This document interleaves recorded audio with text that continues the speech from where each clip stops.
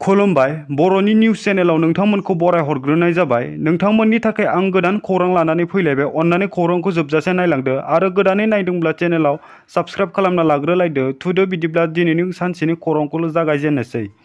फिन आरोबाव गोदान जोनोम जादों गिख्रंथाव भाइरास। बे गिख्रंथाव भाइरासआ सुबुंनि देहायाव गोसारनायनि सन्देह। न'आव फिसिनाय जिब जुनारफोरनिफ्रायनो बे भाइरासआ सुबुंनि देहायाव सन्देरनायनि सन्देह। बे गिख्रंथावनि भाइरासनि मुङानो जादों निपा भाइरास। दायो निपा भाइरासनिफ्रायनो रैखा मोननो न'आव फिसिनाय जिब जुनारफोरनिफ्राय जानगाराव थानाया जोबोरैनो गोनांथार। न'आव फिसिनाय जिब जुनार जेरै सैमा, मावजि, अमा, दाउ, बोरमानिफ्राय जानगाराव थानो बिथोन होदों सावस्रि बिफाना। जिब जुनारनिफ्राय लानानै मानसिनि देहायावबो गोसारगासिनो दं निपा भाइरासआ। गुबुन फारसेथिं सम थानायावनो फाहामथाय मोनाब्ला जिउ गोमानोबो हागौ। सन्देरजानाय सुबुङा निपा भाइरासनिफ्राय रैखा मोननो थाखाय सावस्रि बिफाननिफ्राय मोनसे गोनांथार सुबुरुन। सावस्रि बिफाना होनाय सुबुरुन बादिब्ला जिब जुनार थानाय जायगायाव फैयोब्ला थाबैनो दुगैनांगौ आरो जिब जुनार दोनग्रा जायगाफोरखौ बिजानु गैयै खालामनो थाखाय माखासे मुलिफोरखौ बाहायनो सुबुरुन होदों सावस्रि बिफाना। मख'नो गोनांदि लोमजानाय, खर' सानाय, गुजुनाय, गोदोना सानाय आरो हां लानायाव गोब्राब जानायजों सान 3 निफ्राय 14 सानसिम लोमजानायानो निपा भाइरासनि लैखोन होनना मिथिनो मोननाय जादों। निपा भाइरासआ दायो केरेला रायजोआव गोबारै गोसारदों होनना मिथिनो मोन्दों आरो निपा भाइरासजों 14 बोसोरनि हौवासानि जिउ खहा जाबाय होननाबो सुलुङा फोरमायदों। बिनि अनगायैबो भारतनि दाब दाब रायजोफोराव निपा भाइरासनि गोसारनायनि खौरां मोननाय जादों। फेरगाव जिल्ला ब्लकनि बिपिएफनि मावख'आव फेरगाव जिल्ला कमिटिनि बिपिएफनि आफादगिरि लोमसाव दैमारिनि आफाद दैदेननायाव मेल खुंनाय जायो। थांनाय माखासे साननिफ्रायनो दोलोनि बेरेखायै खामानि मावबाय थानाय नेहाथारि बिनय नाथनि मोनसे जाथाया सोराङाव फैनायनि उनाव शुक्रबारखालि बिपिएफनि दोलोनिफ्राय जाहोन दिन्थिनायनि नटिस फैनायनि उनाव बिनय नाथआ दोलोनिफ्राय बिबान एंगारदोंमोन।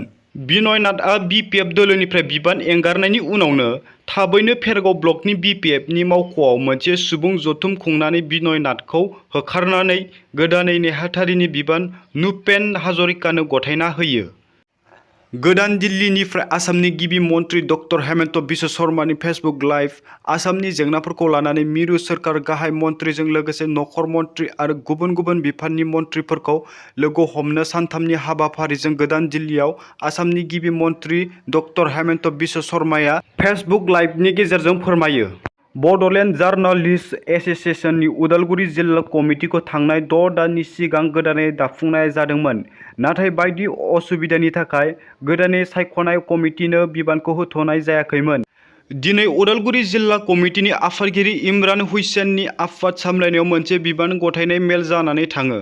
गलायगाव हा बेंखन मावख'गिरि कनफारेन्स हलाव बे बिबान गथायनाय हाबाफारिया मोजाङै जोबलाङो। गोदान आफादगिरि महरै गुनजेत दास आरो गाहाय नेहाथारि महरै टंलानि नारायण डेकाया बिबान नाजावो।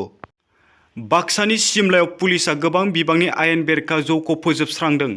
आयेन बेरेखायै मोननो हानाय जौनि बेसेना 2.5 लाख रांनिबो बांसिन जागोन होननानै मिथिहोदों। सिमला पुलिस थानानि मावख'गिरि टि दास सालबारि, महकुमा पुलिस मावख'गिरि नीलन शइकिया आरो जला चौकी पस्टनि CIA नि नुजाथिनायाव पुलिसआ गामिनि नेग्राफोर, फरायसा आफादफोर, जायगानि आइजो आरो रायजो राजाफोरनि हेफाजाबाव 200 कार्टननिबो बांसिन आयेन बेरेखा जौफोरखौ फोजोबस्रांदों। केदारनाथ यात्रा लामायाव हा गिसिखानायाव सा3 सिबियारिफोरनि जिउ खहा आरो सा8 सुबुंफोरा जोखोम जादों। उदालगुरि जिल्ला महनपुर ओनसोलनि निमायपुर गामिनि नखराव मोसौ खावना दोनथुमदोंमोन मुस्लिम हारिनि सुबुंखौ हमनो हादों।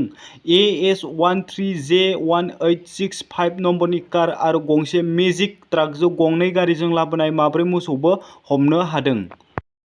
फेरगावनि हमिय'पेथिक डक्टर भुबनेश बरआ साबसिन गायनक'लजिस्ट बान्था मोनदों।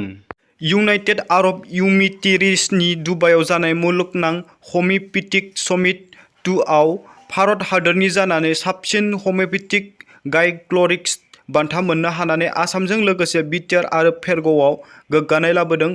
उदालगुरि जिल्लानि सिङाव थानाय फेरगावनि डक्टर भुबनेश बर्मनआ 2006 मायथाइनिफ्रायनो सावस्रिनि बिथिङाव हमिय'पेथिक आदबजों गोबां सिबिथाय होबोनाय डक्टर भुबनेश बर्मनआ गोदान जोलैनि गथ' गैजायै जरा हौवा हिन्जावफोरनो हमिय'पेथिक फाहामथायनि गेजेरजों गोबां सुबुंनो गथ' जोनोम मोनहोदों।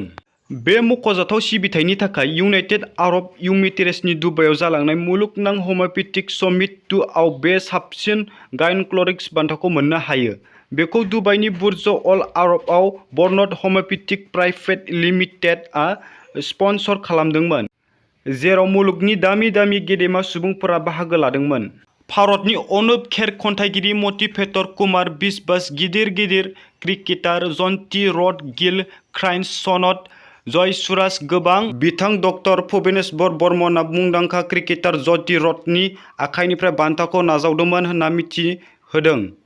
मख'जायोदि बे बान्थानि सिगांबो डक्टर भुबनेश्वर बर्मनआ नागपुरनिफ्राय आइकन एवार्ड, उत्तर प्रदेशनिफ्राय रत्न एवार्ड बायदि बान्थाखौ आजावनो हादोंमोन।